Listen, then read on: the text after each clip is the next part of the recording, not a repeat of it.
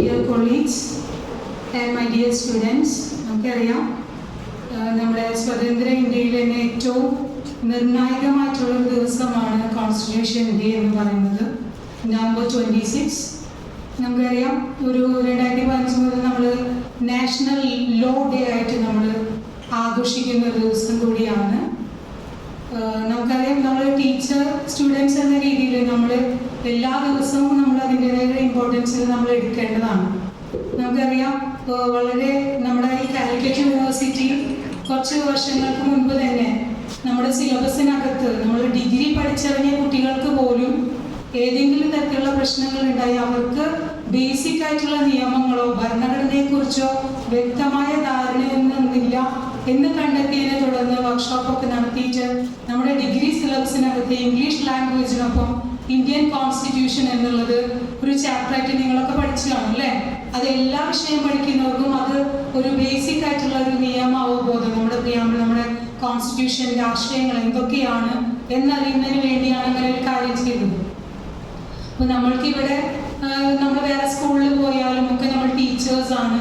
അപ്പം നമ്മൾക്ക് എല്ലാ ദിവസത്തേക്കും പോലെ തന്നെ കുട്ടികൾക്ക് നിയമങ്ങളെക്കുറിച്ചും അല്ലേ ഒരുവിധം സമൂഹത്തിൽ ഉണ്ടാകുന്ന പ്രശ്നങ്ങളുടെ എല്ലാം ആദ്യത്തെ കാരണം എന്ന് പറയുന്നത് നമുക്ക് നിയമങ്ങളെക്കുറിച്ച് അറിയില്ല, അത് ഏത് രീതിയിൽ പ്രയോഗിക്കണമെന്ന് നമുക്ക് അറിയില്ല. അങ്ങനെയൊക്കെയാണ്. നമ്മൾ വലിയ വിശദാംശങ്ങളിലേക്കൊന്നും ഇവിടെ പോകുന്നില്ല. നമ്മളുടെ പ്രിയങ്കരിയായിട്ടുള്ള കൂട്ടുകാരി നമുക്ക് വേണ്ടിയിട്ട് ബേസിക് ആയിട്ടുള്ള കോൺസ്റ്റിറ്റ്യൂഷൻ എന്താണ് അതിൻ്റെ ബേസിക് കാര്യങ്ങളെക്കുറിച്ച് നമുക്ക് ചെറിയൊരു അറിവ് തരുന്നു എന്ന് മാത്രം. ഓക്കെ, അപ്പോൾ നമ്മളുടെ ഈ ഒരു പരിപാടിയിലേക്ക് IPSC ഈ പരിപാടിയിലേക്ക് നമ്മുടെ പ്രിയങ്കരിയായിട്ടുള്ള പ്രിൻസിപ്പൽ ലിൻസി മാമിനെ IPSC സെല്ലിന് വേണ്ടിയും കോളേജിന് വേണ്ടിയും ഹാർദവമായിട്ട് ഈ പരിപാടിയിലേക്ക് സ്വാഗതം ചെയ്യുന്നു. നമ്മുടെ IPSC കോർഡിനേറ്റർ ദീപ മിസ് ഇവിടെയുണ്ട്. മിസ്സിന് ഈ പരിപാടിയിലേക്ക് സ്വാഗതം ചെയ്യുന്നു. മറ്റ് കൊളീഗ്സ് എല്ലാവരും ഇവിടെയുണ്ട്. ഡിയർ ടീച്ചേഴ്സ് എല്ലാവരെയും ഈ പരിപാടിയിലേക്ക് കോളേജിന് വേണ്ടി സ്വാഗതം ചെയ്യുന്നു. പിന്നെ നമ്മുടെ കൂട്ടുകാരി തന്നെയാണ് ഈ ക്ലാസ് എടുക്കുന്നത്. നിങ്ങൾക്ക് എല്ലാവർക്കും സുപരിചിതയാണ്. അഡ്വക്കേറ്റ് നീന ജി എന്നാണ് കുട്ടിയുടെ പേര്. നിങ്ങൾ പരിചയപ്പെട്ട് കാണും. നീന LLB ബിരുദധാരിയാണ്. അപ്പോൾ വളരെ ചെറിയ കാര്യങ്ങളാണ് നിങ്ങൾക്ക് പറഞ്ഞു തരുന്നെങ്കിലും ഇതൊരു അവസരമാണ് അല്ലേ? അപ്പോൾ നീനയെ വളരെ സ്നേഹത്തോടു കൂടി ഈ പരിപാടിയിലേക്ക് സ്വാഗതം ചെയ്യുന്നു. Welcome Neena.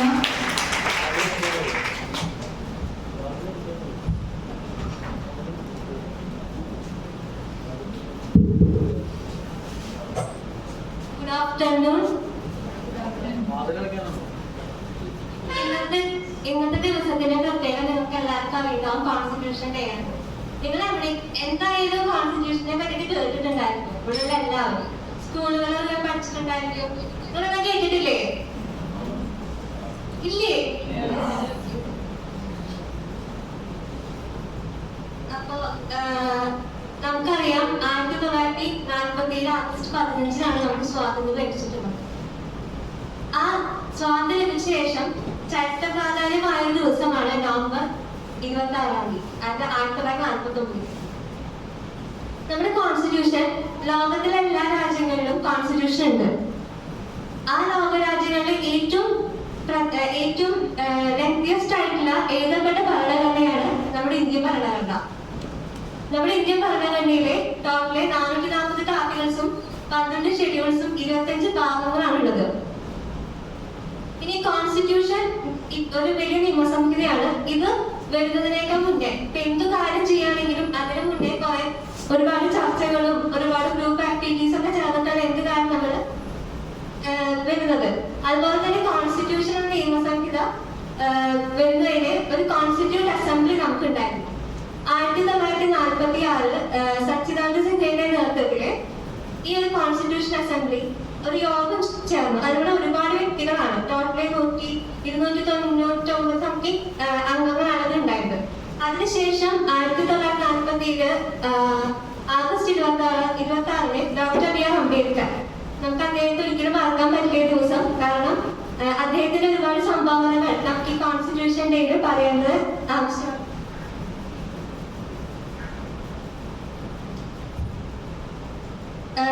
Doctor B.R. Ambedkar കോൺസ്റ്റിറ്റ്യൂഷന്റെ കരട് സമിതി രൂപീകരിച്ചു. അതിനുശേഷം 1949 November 26 doctor B R Ambedkar constitution പൂർത്തീകരിച്ചു. പിന്നീട് പ്രാബല്യത്തിൽ വന്നത് 1950 ജനുവരി 26 ആദ്യകാലത്ത് ഞാൻ നേരത്തെ പറഞ്ഞു 444 ആർട്ടിക്കിൾസ് ആണ് ഉള്ളത്. ആദ്യകാലത്ത് കോൺസ്റ്റിറ്റ്യൂഷന് 395 ആർട്ടിക്കിൾസ് ആണ്. ആർട്ടിക്കിൾസ് എന്നാണ് കോൺസ്റ്റിറ്റ്യൂഷനിലുള്ള കാര്യങ്ങൾ. 8 ഭാഗങ്ങളായിട്ടാണ് ആദ്യ കാലഘട്ടത്തിലെ കോൺസ്റ്റിറ്റ്യൂഷൻ ഉണ്ടായത്. പിന്നീട് അത് ഓരോ കാലഘട്ടം അനുസരിച്ച് അത് മാറി മാറി ഒരുപാട് ഇപ്പൊ 448 ആർട്ടിക്കിൾസ് ആയിട്ട് മാറിയിട്ടുണ്ട്.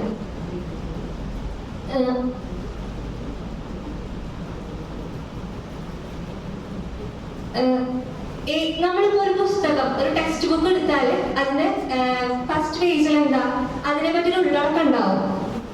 എന്തൊക്കെ ചാപ്റ്റേഴ്സ് ആണ് ഉണ്ടാവുക, എന്തൊക്കെയാണ് ഉണ്ടാവുക, ഉള്ളടക്കം ഉണ്ടാവും. അതുപോലെ തന്നെ കോൺസ്റ്റിറ്റ്യൂഷനും ഒരു ഉള്ളടക്കം ഉണ്ട്, ഒരു ആമുഖമുണ്ട്. അതാണ് പ്രിയാമ്പിൾ എന്ന് പറയുന്നത്. ഞാൻ കൊടുത്തിട്ടുണ്ട്, നമുക്കിന്ന് ഒരുമിച്ചൊന്ന് പറഞ്ഞാലോ.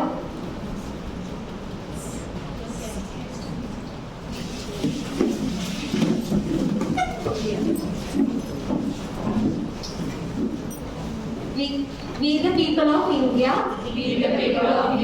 having solemnly resolved to constitute India into sovereign, socialist, secularist, democratic republic, and to secure it to all its citizens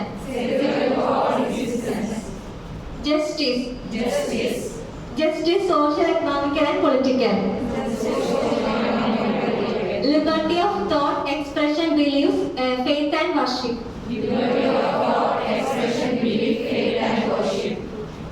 equality of status and opportunities, and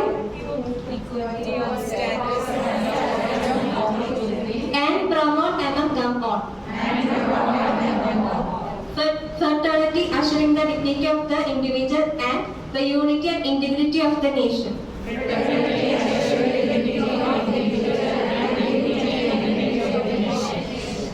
In our Constituent Assembly, this 26th day of November 1949, do hereby adopt, enact, and in our Constituent Assembly, this 26th day of November, do hereby adopted, enacted, and give to ourselves this Constitution.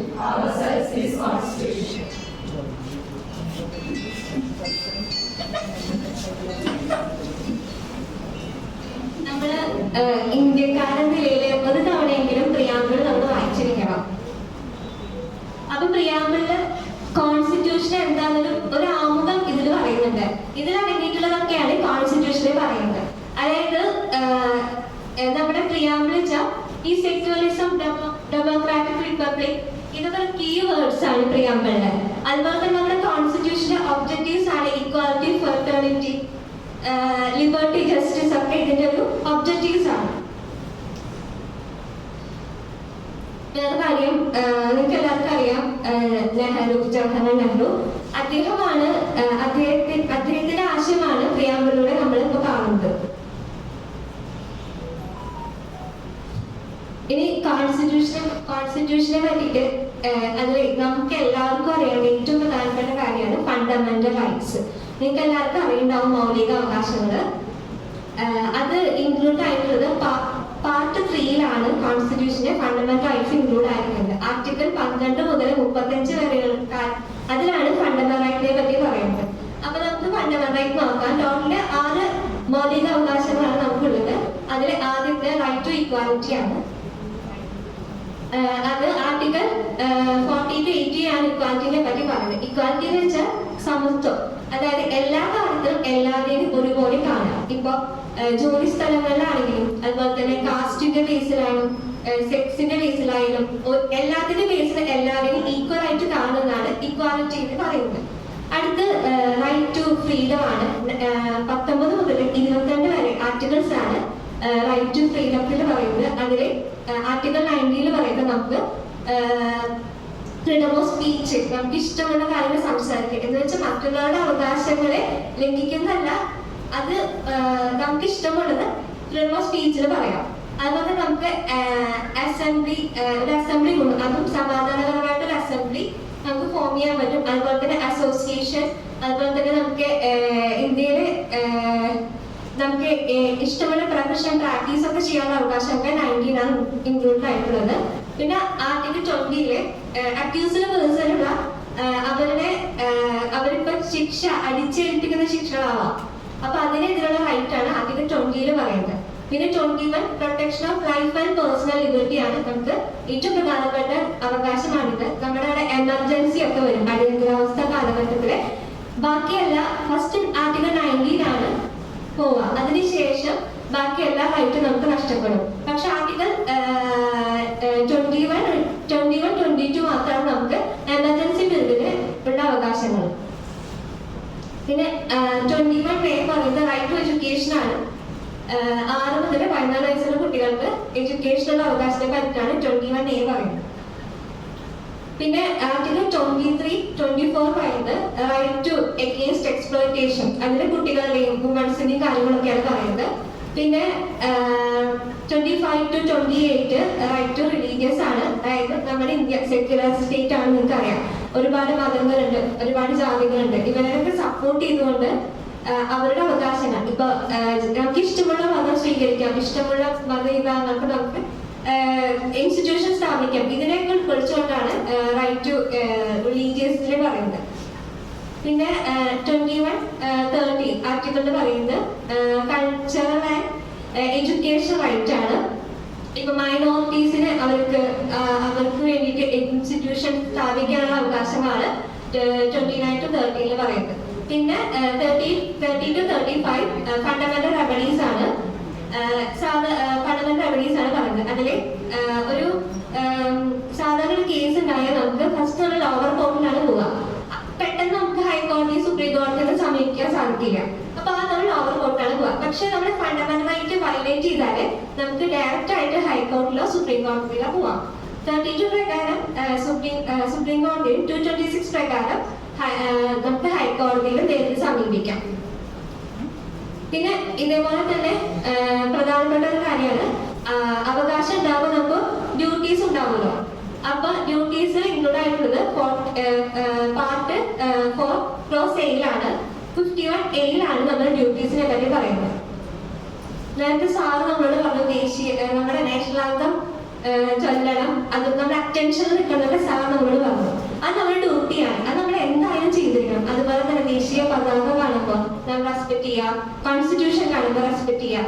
അതുപോലെ തന്നെ ഇപ്പൊ സ്വാതന്ത്ര്യ സമരത്തിന് പ്രചോദനം പകരുന്ന ആശയങ്ങളൊക്കെ കാണുമ്പോൾ respect ചെയ്യുക. അങ്ങനെ ഒരുപാട് ഡ്യൂട്ടീസ് ഒക്കെ നമുക്ക് കോൺസ്റ്റിറ്റ്യൂഷൻ പ്രൊവൈഡ് ചെയ്യുന്നുണ്ട്. അതില് ലേറ്റസ്റ്റ് ആയിട്ട് 2086 അമെൻഡ്മെന്റ് ആക്ട് പ്രകാരം 6 to 14 ഇടയ്ക്ക് പ്രായമുള്ള കുട്ടികൾക്ക് അവരുടെ പാരന്റ്സ്, രക്ഷിതാക്കൾ നിർബന്ധമായി വിദ്യാഭ്യാസം നൽകണമെന്ന് പറഞ്ഞിട്ടുണ്ട്. പിന്നെ അടുത്തതാണ് directive principle of state policy, part 4A ആണ്. 36 to 51 ആണ് പറയുന്നത് ആർട്ടിക്കിൾ. അതായത് ഒരു ഗവൺമെന്റ് ഒരു നിയമം നിർമ്മിക്കുമ്പോൾ ഈ ഡയറക്റ്റീവ് പ്രിൻസിപ്പിൾ ഓഫ് സ്റ്റേറ്റ് പോളിസിനെ ഫോളോ ചെയ്ത് അത് നോക്കിയിട്ടായിരിക്കണം നിയമങ്ങൾ നിർമ്മിക്കേണ്ടത്. അതിലൊരു പ്രധാനപ്പെട്ടതാണ് 45 കമ്പൽസറി എഡ്യൂക്കേഷൻ, കുട്ടികൾക്ക് നിർബന്ധമായി വിദ്യാഭ്യാസം കൊടുക്കണം. പിന്നെയും നമ്മുടെ കോൺസ്റ്റിറ്റ്യൂഷനിൽ ഒരുപാട് കാര്യങ്ങൾ പറയുന്നുണ്ട്. പാർട്ട് 5 യൂണിയനെ പറ്റിയാണ് പറയുന്നത്. അതായത് എക്സിക്യൂട്ടീവ്, പ്രസിഡന്റ്, ലെജിസ്ലേച്ചർ, ജുഡീഷ്യറി, ഇതിനെ പറ്റിയൊക്കെ പാർട്ട് 5 പറയുന്നത്. പാർട്ട് 6 സ്റ്റേറ്റിന്റെ ഗവർണർ, നമ്മുടെ സ്റ്റേറ്റ് നിയമനിർമ്മാണ സഭയെ പറ്റിയും അതിന്റെ എലക്ഷൻ ക്വാളിഫിക്കേഷൻ അതിനെ പറ്റിയൊക്കെ പാർട്ട് 6 പറയുന്നത്. പിന്നെ കോൺസ്റ്റിറ്റ്യൂഷൻ വേറെ കാര്യമാണ്, സ്റ്റേറ്റുകൾ തമ്മിലുള്ള റിലേഷൻഷിപ്പ് എങ്ങനെയായിരിക്കണമെന്നും കോൺസ്റ്റിറ്റ്യൂഷൻ മെൻഷൻ ചെയ്തിട്ടുണ്ട്. പിന്നെ എലക്ഷൻ എങ്ങനെയാണ്, എലക്ഷൻ കമ്മീഷനെ പറ്റിയിട്ടും എലക്ഷൻ എങ്ങനെയായിരിക്കണം അതിന്റെ കാര്യങ്ങളും കോൺസ്റ്റിറ്റ്യൂഷനെ പറയുന്നുണ്ട്. പിന്നെ എമർജൻസി ആർട്ടിക്കിൾ 352, 360 എമർജൻസി ആണ് പറയുന്നത്. അപ്പോൾ എമർജൻസി എപ്പോഴൊക്കെയാണ് പുറപ്പെടുവിക്കേണ്ടത്, എങ്ങനെയാണ്, അതിന്റെ ഗ്രൗണ്ട്സ് ഒക്കെ ഇതിൽ ഡിഫൈൻ ചെയ്യുന്നുണ്ട്. പിന്നെ അമെൻമെന്റ്സ് ഞാൻ നേരത്തെ പറഞ്ഞു 448 ആർട്ടിക്കിൾസ് നമ്മളുണ്ട്. തുടക്കത്തിൽ 395 ആർട്ടിക്കിൾസ് ആണ് ഉണ്ടായത്. പിന്നെ അത് മാറ്റി വന്ന് 448 ആർട്ടിക്കിൾസ് ആയി മാറി. ഇതിനൊക്കെ ഒരുപാട് അമെൻമെന്റ്സ് വന്നിട്ടുണ്ട്. നമുക്ക് ഭേദഗതികൾ ചെയ്തിട്ടുണ്ട് നമ്മുടെ കോൺസ്റ്റിറ്റ്യൂഷൻ. അതിൽ കുറച്ചാണ് പറയുന്നത്. അത് ഫസ്റ്റ് 1976 42 അമെൻമെന്റ് ആക്ട് പ്രകാരം ഫണ്ടമെന്റൽ ഡ്യൂട്ടീസ് ആഡ് ചെയ്തു. പിന്നെ 1976 42 അമെൻമെന്റ് ആക്ട് പ്രകാരം തന്നെ സോഷ്യലിസം, സെക്യുലറിസം, പ്രിയാമ്പിളിൽ പറഞ്ഞ പോലെ സോഷ്യലിസം, സെക്യുലറിസം അതൊക്കെ ആഡ് ചെയ്തു. പിന്നെ 1978 44th അമെൻമെന്റ് ആക്ട് പ്രകാരം 2021 ഞാൻ നേരത്തെ പറഞ്ഞ എമർജൻസി പീരീഡില് നമ്മുടെ എല്ലാ മൗലിക അവകാശങ്ങളും നഷ്ടപ്പെടുന്നു പറഞ്ഞു. പക്ഷെ 20 21 ഒഴിച്ച് ബാക്കി ഈ അവകാശം മാത്രം നമുക്ക് എമർജൻസി പീരീഡില് ഉണ്ടാവുകയുള്ളൂ. പിന്നെ 1993-94 73rd 74th അമെൻമെന്റ് act panchayat Raj ഇത് ആഡ് ചെയ്തിട്ടുണ്ട്. പിന്നെ 2020 86th അമെൻമെന്റ് ആക്ട് പ്രകാരം ഫണ്ടമെന്റൽ ഡ്യൂട്ടീസ് 10 എണ്ണം ഉണ്ടായത് 2002 ശേഷം 11 ആക്കി ലാസ്റ്റ് ആഡ് ചെയ്താണ് കുട്ടികളുടെ അവകാശം. 6 മുതൽ 14 വയസ്സുള്ള കുട്ടികൾക്ക് വിദ്യാഭ്യാസം കൊടുക്കുന്നതിനെ പറ്റി. പിന്നെ 101ാമത്തെ അമെൻമെന്റ് ആക്ട് ആണ് GST. പിന്നെ 105ാമത്തെ അമെൻമെന്റ് റീസെന്റ് വന്ന 105ാമത്തെ അമെൻമെന്റ് ആക്ട് ആണ് 2019 വന്നത്. അതെന്താണെന്ന് വെച്ചാൽ റിസർവേഷനെ പറ്റിയിട്ടാണ്. അതായത് എക്കണോമിക്കലി ബാക്ക്വേർഡ് ആയി നിൽക്കുന്ന ആളുകൾക്ക് ജോലിയായാലും വിദ്യാഭ്യാസമായാലും അവർക്ക് റിസർവേഷൻ കൊടുക്കാണ് 105ാമത്തെ അമെൻമെന്റ് ആക്ടിൽ പറയുന്നത്. ഇനി നമ്മുടെ കോൺസ്റ്റിറ്റ്യൂഷന് കുറച്ച് സവിശേഷതകളൊക്കെ ഉണ്ട്. ഒന്നാമത്തെ നമ്മുടെ ലോകത്തിലെ തന്നെ ഏറ്റവും വളരെ ലെങ്തിയസ്റ്റ് ആയിട്ടുള്ള റിട്ടൺ കോൺസ്റ്റിറ്റ്യൂഷൻ ആണ് നമ്മുടെ Indian constitution. Parliamentary form of government ആണ് നമ്മുടേത്. പിന്നെ റിജിഡിറ്റി, ഫ്ലെക്സിബിലിറ്റി, അതിനകത്ത് പറഞ്ഞ പോലെ ഫണ്ടമെന്റൽ റൈറ്റ്സ്, ഡ്യൂട്ടീസ്, DPST, അതുപോലെ തന്നെ ഇൻഡിപെൻഡന്റ് ജുഡീഷ്യറി നമുക്കുണ്ട്, ജുഡീഷ്യൽ റിവ്യൂ, പിന്നെ നമ്മുടെ സെക്യുലർ സ്റ്റേറ്റ് ആണ്, പിന്നെ സിംഗിൾ സിറ്റിസൺഷിപ്പ്. ഇതൊക്കെ നമ്മുടെ കോൺസ്റ്റിറ്റ്യൂഷന്റെ ഒരു സവിശേഷതയാണ്. പിന്നെ വേറെ കാര്യത്തിൽ നമ്മുടെ ഇന്ത്യൻ കോൺസ്റ്റിറ്റ്യൂഷൻ ആദ്യ കാലഘട്ടത്തില് നമുക്ക് എന്താണ് ചെയ്യാന്നൊരു ഐഡിയ ഉണ്ടായിരുന്നില്ല. അപ്പൊ നമ്മള് മറ്റു രാജ്യത്തിലെ കോൺസ്റ്റിറ്റ്യൂഷനൊക്കെ റെഫർ ചെയ്തിട്ടാണ് നമ്മുടെ ഇന്ത്യൻ കോൺസ്റ്റിറ്റ്യൂഷന് പല കാര്യങ്ങളും ആഡ് ചെയ്തത്. ഇപ്പൊ നിങ്ങൾക്ക് എല്ലാവർക്കും അറിയാൻ 1935 ഗവൺമെന്റ് ഓഫ് ഇന്ത്യൻ ആക്ട് നിങ്ങൾ പഠിച്ചിട്ടുണ്ടായിരിക്കും. ആ ആക്ടിലെ പല കാര്യങ്ങളും നമ്മുടെ കോൺസ്റ്റിറ്റ്യൂഷൻ ആഡ് ചെയ്തിട്ടുണ്ട്. അതുപോലെ തന്നെ US കോൺസ്റ്റിറ്റ്യൂഷനിലെ ബ്രിട്ടനിലെ അയർലാൻഡ്, USSR അവിടുത്തെ എല്ലാ ആശയങ്ങളും നമ്മൾ നമ്മുടെ കോൺസ്റ്റിറ്റ്യൂഷനിലേക്ക്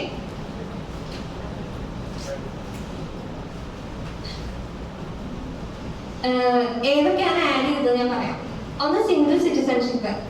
നമ്മുടെ ഇവിടെ എല്ലാവർക്കും ഒറ്റ പൗരത്വം നമുക്ക് ഉണ്ടാവുള്ളൂ. USA-ലൊക്കെ 2 പൗരത്വമാണ് ഉണ്ടാവുക, ഇന്ത്യയിൽ ഒറ്റ പൗരത്വം ഉള്ളൂ. അതുപോലെ നിയമനിർമ്മാണ സഭ, ഫണ്ടമെന്റൽ റൈറ്റ്, എലക്ഷൻ, ഈ സംഭവം ഇതൊക്കെ നമ്മള് ബ്രിട്ടന്റെ കോൺസ്റ്റിറ്റ്യൂഷനാണ് നമ്മൾ കടമെടുത്തിട്ടുള്ളത്. അതുപോലെ തന്നെ USA-ൽ നിന്ന് കടമെടുത്താണ് fundamental rights, preamble, high court, supreme court, രാഷ്ട്രപതി ഒക്കെ നമ്മള് USA-യുടെ കോൺസ്റ്റിറ്റ്യൂഷനാണ് നമ്മൾ ബോറോ ചെയ്തിട്ടുള്ളത്. പിന്നെ ഫ്രാൻസിൽ നമ്മള് സ്വാതന്ത്ര്യം, സമത്വം, സാഹോദര്യം നമ്മുടെ പ്രിയാമ്പിളിൽ പറഞ്ഞ പോലെ അതാണ് മെയിൻലി നമ്മുടെ കോൺസ്റ്റിറ്റ്യൂഷനിൽ എടുത്തു കാണിക്കുന്നതെന്ന് പറയാം. അത് നമ്മൾ ഫ്രാൻസിൽ നിന്നാണ് അഡോപ്റ്റ് ചെയ്തിട്ടുള്ളത്. അതുപോലെ തന്നെ USSR നിന്ന് ഫെഡറൽ സ്ട്രക്ചർ നമ്മൾ ഫോളോ ചെയ്തിട്ട് അങ്ങനെ ഒരുപാട് കോൺസ്റ്റിറ്റ്യൂഷനൊക്കെ നമ്മൾ ഒരുപാട് കാര്യങ്ങൾ നല്ല കാര്യങ്ങൾ നമ്മൾ അഡോപ്റ്റ് ചെയ്തിട്ടാണ് നമ്മുടെ കോൺസ്റ്റിറ്റ്യൂഷന്റെ നിയമ സംഹിത നമ്മൾ ഉണ്ടാക്കിയിട്ടുള്ളത്. പിന്നെ നമ്മുടെ കോൺസ്റ്റിറ്റ്യൂഷനിൽ ഏറ്റവും കൂടുതൽ നമ്മൾ കാണുന്നതാണ് സെക്യുലറിസം എന്ന്. അതായത് നമ്മുടെ കോൺസ്റ്റിറ്റ്യൂഷൻ ഇപ്പോ നമ്മുടെ മറ്റു രാജ്യക്കാർക്ക് അല്ലെങ്കിൽ അറിയാത്ത ഒരാള് ഈ കോൺസ്റ്റിറ്റ്യൂഷൻ ഒരുപാട് കാര്യങ്ങൾ ഈ കോൺസ്റ്റിറ്റ്യൂഷൻ അടങ്ങിയിട്ടുണ്ട്. ഫസ്റ്റ് അത് എന്താണ് മൊത്തം നമുക്ക് വായിക്കാൻ പറ്റില്ലല്ലോ, അപ്പൊ നമുക്കൊരു ഐഡിയ വേണം. അപ്പൊ നമ്മൾ പ്രിയാമ്പിൾ വായിച്ചു നോക്കി ഇതൊക്കെയാണ് നമ്മുടെ കോൺസ്റ്റിറ്റ്യൂഷനെ ഹൈലൈറ്റ് ചെയ്ത് നമുക്ക് മനസ്സിലാവാൻ പറ്റും. അതാണ് ഞാൻ നേരത്തെ പറഞ്ഞ ഒബ്ജക്റ്റീവ്സിന്റെ കാര്യമൊക്കെ നമ്മുടെ കോൺസ്റ്റിറ്റ്യൂഷൻ മെൻഷൻ ചെയ്യുന്നുണ്ട്. സെക്യുലറിസം, സെക്യുലർ സ്റ്റേറ്റ് ആണ് ഇന്ത്യ, ഇതൊക്കെ നമ്മൾ മെൻഷൻ ചെയ്യുന്നത്.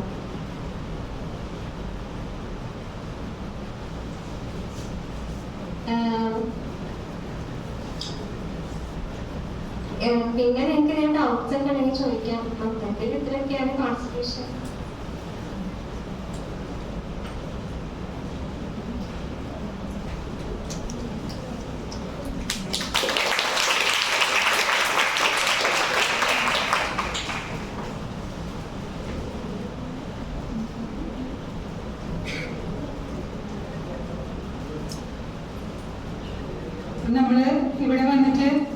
എല്ലാവർക്കും വർക്കൊക്കെ തന്നപ്പോൾ ഗ്രൂപ്പ് ആക്ടിവിറ്റീസ് ആയിട്ടൊക്കെ നമ്മൾ ഒരു ഗ്രൂപ്പിനൊക്കെയാണ് വിളിച്ചത്. അപ്പൊ നീന ക്വാളിഫൈഡ് ആയിട്ട് വന്നപ്പോൾ തന്നെ നമ്മൾ ഇവിടെ വെച്ചിട്ട് നേരിട്ട് അപ്പൊ നീനയ്ക്ക് കൊടുക്കാമെന്നൊക്കെ പറഞ്ഞപ്പോൾ ചെറിയ പേടിയൊക്കെ ഉണ്ടായിരുന്നെങ്കിലും നീന അല്ലേ ആൾക്ക് കൊണ്ട് പറ്റാവുന്ന രീതിയിൽ നല്ല രീതിയിൽ പ്രസന്റ് ചെയ്തു. ബേസിക് ആയിട്ടുള്ള കാര്യങ്ങളൊക്കെ നമുക്ക് വേണ്ടി പറഞ്ഞു തന്നു. എല്ലാവരും നീനയ്ക്ക് എന്തൊരു ക്ലാപ്പൊക്കെ കൊടുക്കാം.